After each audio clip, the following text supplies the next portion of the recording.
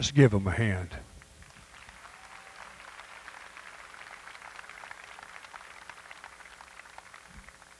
I'm General George S. Patton, Jr., Commander, 3rd Army. I'm going to take you back to April 1945.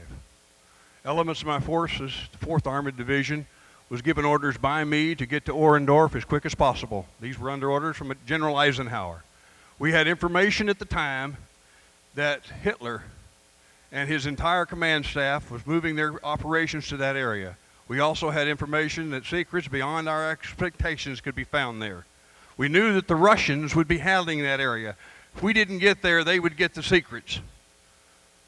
So on April the 6th, elements of the 4th Armored Division moved into a small town, into a barracks at Orendorf. And they were shocked.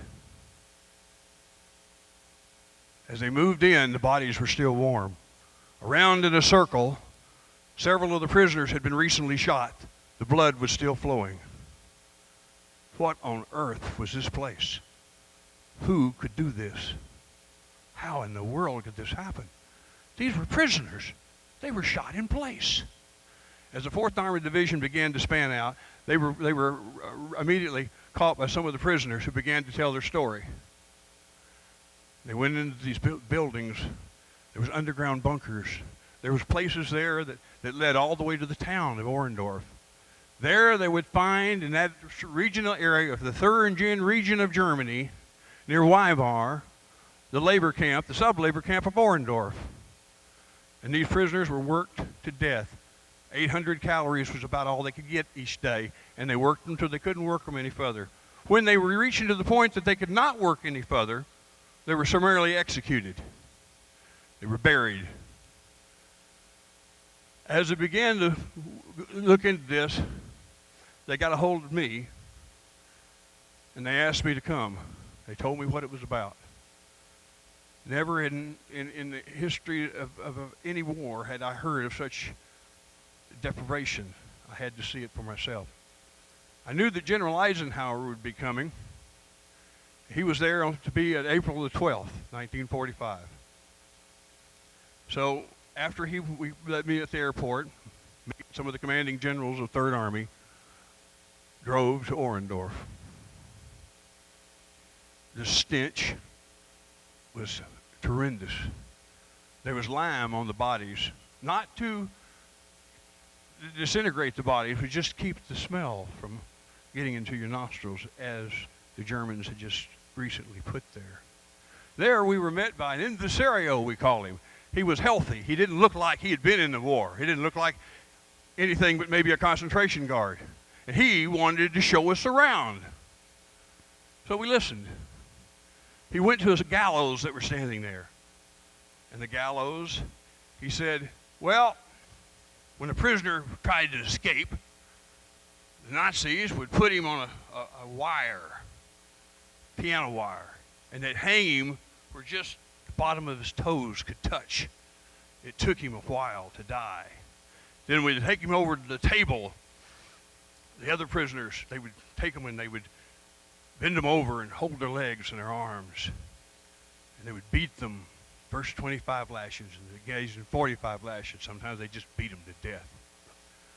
Those that were held, that didn't die immediately, were starved to death. We went to see what else we could see in the camp. And there we walked across a huge, what I would call a griddle. There was a railroad tracks that were put there. And bodies had been hastily exhumed and put them on this railroad track and started a fire. And they tried to burn these bodies. But the arms and the legs were still there, hanging out the side. I want you to repeat after me. Never! Never. How could someone do this? How could a group of soldiers come to this level? What on earth were we dealing with? This was the first of any of the concentration camps that had been known to the Americans. We were in some way aware that they were there, but we had no idea. So I asked my signal corps, as these photographs that you're seeing behind you, to come. And I wanted them to take pictures and take moving videos of it, every bit of it, not miss a thing. Wanted them to interview the inmates. I wanted the world to know what had happened. Then I asked General Eisenhower if he could make it so theater-wide. He knew that this had to happen. So from that moment on, every single concentration camp, every death camp, every horror camp, which is a good name for it, was filmed and photographs were taken. Because we knew that someday in the future, someone would deny this. They would say it never happened. Well, it did. So it wasn't long, and I got another communique. On the other side, at Weimar, in Germany, the Thuringian region, this is where the political parties all resided in Germany. The National Socialist Workers' Party. Think about that. Nationalist Socialist Workers' Party. That's what the Nazis, that's when you say Nazis, that's what you're saying. Think about it. They decided that there was a group of people who could be blamed for anything. They were going to blame them for everything. And it wasn't just the Jewish nation.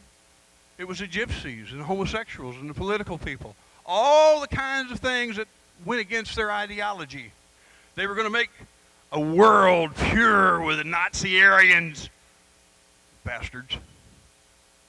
So what we did, we made sure that what they did would be known. There was a camp doctor, my aide, Lieutenant Colonel Codman, there was a camp doctor that he ran across.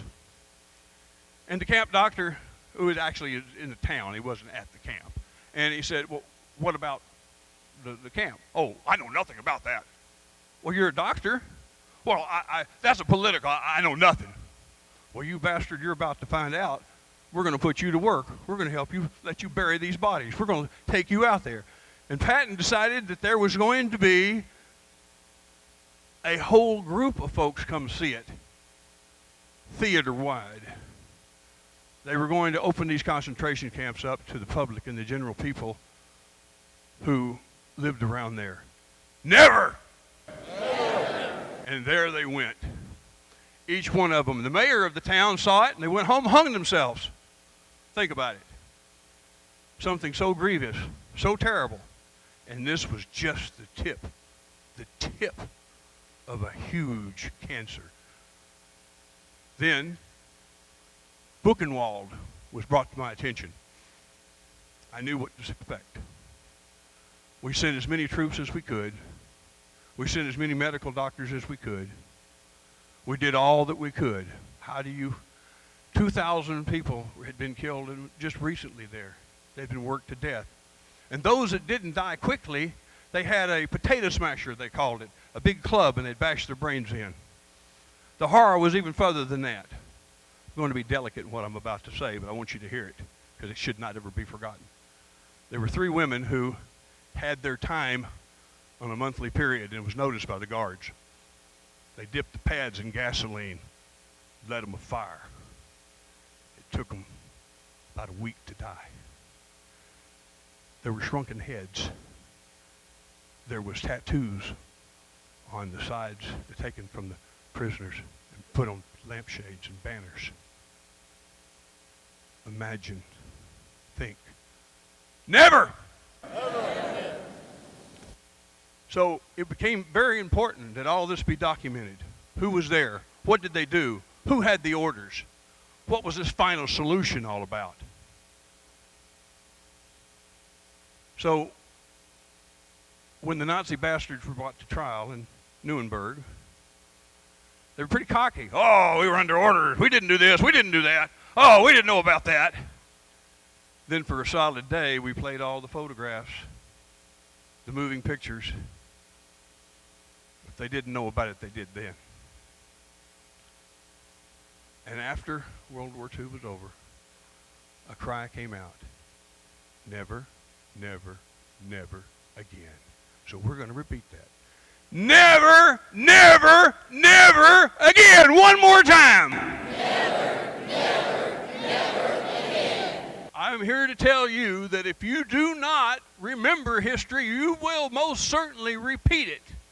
You will see the same tragedies, the same horrors that your forefathers did, that your grandfathers fought against. And you wonder why the World War II veterans seldom spoke of what they saw. they just as soon keep it in their mind, in their memories. But today, we have a different way. We think that we can shove the stuff under the table. We can not talk about it, that maybe it'll go away. Well, it won't go away. No atrocity to any human being in this world should ever go away. It should be looked at for what it is and made sure that it does not occur again. So, I'm going to get out of character for a minute. When I was writing my set of books that I wrote, I got to the point where Patton was there at Orendorf, and I had photographs that I'd gotten from the Library of Congress, many you see behind you, that was actually Patton's own photographs. He'd wanted them. He wanted to keep them in a file. He sent them home to his wife, Beatrice. And I thought, you know, I don't know if I want to include these in the book because, well, they're pretty graphic. And the things I told you, believe me, is much more graphic in the book than what I just said because of the audience that we have here. I said, why in the world should I reiconograph that? But I was being led by a spirit higher than myself. And I just had a little inkling that it was important to put it all in there. Now, today, I was sitting there over the chair, and I understood why.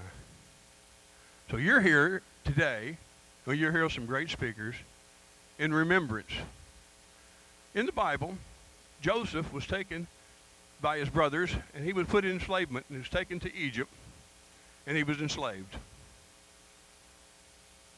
His brothers meant it for bad,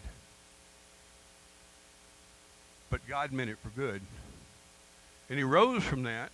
He became second in command in Egypt. He saved many, many people. If you look back on what we know and what we've seen, never, never, never again was the cry. And out of it rose a country that had not been there since biblical times. Israel. Never, never, never again was there a country. So as you can see, man may mean it for evil. Horrible things may come your way. You may have relatives and loved ones that have suffered inimitable lovers. Hard things that they come your path. People that you have lost. People you've only heard of that you have never met. But God can use that as good. Not the bad, the good. He can take you, and you can say, never, never, never again, in remembrance I march, so that this atrocity will never, ever occur again. Thank you.